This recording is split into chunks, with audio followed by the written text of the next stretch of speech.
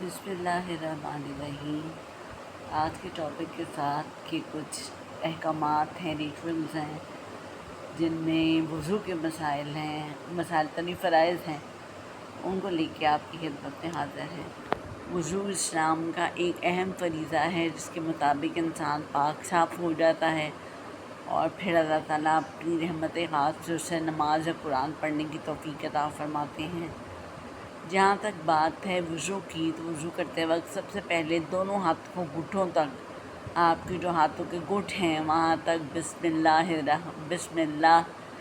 3 دفعہ دایاں 3 دفعہ بایاں، اس کے بعد پھر چہرے کو 3 دفعہ دھونا، اس کے بعد کانوں کا استنجا 3 دفعہ بسم اللہ کہہ کے، چہرے کو 3 دفعہ بسم اللہ دھو کے کہنا دھونا، اور وہ بھی ٹھوڑی تک، کانوں کا استنجا، اس کے بعد گردن اور پیچھے کی گردن، اور پھر کان، اور پھر سر کا مسح چڑھائی سر تک، اور پڑھتے جانا ہے بسم اللہ۔ اس کے بعد پھر آپ نے اپنے ہاتھ دھونے ہیں جو کہ کونیوں تک ہوں، اور اس میں گٹھوں کو بھی ہاتھوں کے شامل کرنا ہے، بسم اللہ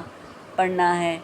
اور اس کے بعد آپ نے پاؤں دھونے ہیں، اور پاؤں پڑھتے وقت خیال رکھیں کہ اگر آپ اسی جگہ سے دھو رہے ہیں یا کسی چھوٹے سب نلکے سے دھو رہے ہیں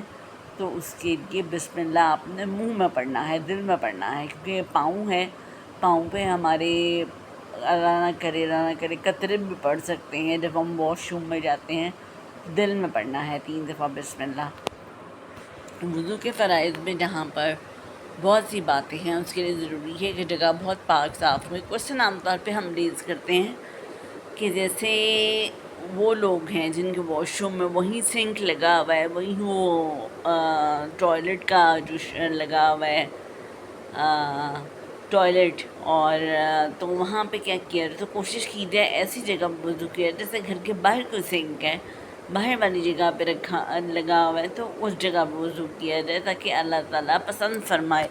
اور پھر بو بھی نہ آئے انسان کو وضو کرتے وقت۔ اور اگر اس کے علاوہ کریں تو بہت زیادہ صاف ستھری خوشبو رکھنی چاہیے واش روم میں، جس کے بعد اور کوشش کرنی چاہیے کہ جو ٹوائلٹ ہے اس کا ڈھکن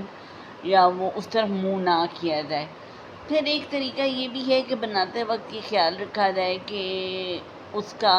جو ٹوائلٹ ہے وہ بیت اللہ کی طرف اس کی کوئی سامنے نہ ہو، اس طرف اس کو نصب کیا جائے، کیونکہ نارملی جو کنسٹرکٹر گھر بناتے ہیں انہیں پتہ ہوتا ہے کہ کعبہ کی ڈائریکشن کیا ہے اور کس طرف آپ نے ٹوائلٹ نصب کرنا ہے۔ تو بسم اللہ کر کے بڑے طریقے سے کور کر کے، تو پھر اس کے بعد دوپٹہ لے کے حجاب لے کے آپ نماز ادا کر سکیں۔ وضو کے فرائض یہ تھے، اور یہ ریچولز ہیں جب آپ کو لگے کہ آپ پہ جادو ہے تو رات کو سونے سے پہلے آپ وضو کر کے سوئیں، اور کوشش کریں کہ آپ اپنے آپ کو پاک صاف رکھیں، نہائیں۔ کچھ لوگوں کے پسینے میں بدبو ہو جاتی ہے، کچھ لوگ جو ہیں وہ پاک صاف نہیں رہ پاتے،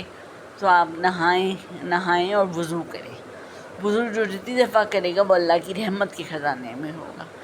آج کے لیے اتنا ہی، اللہ حافظ۔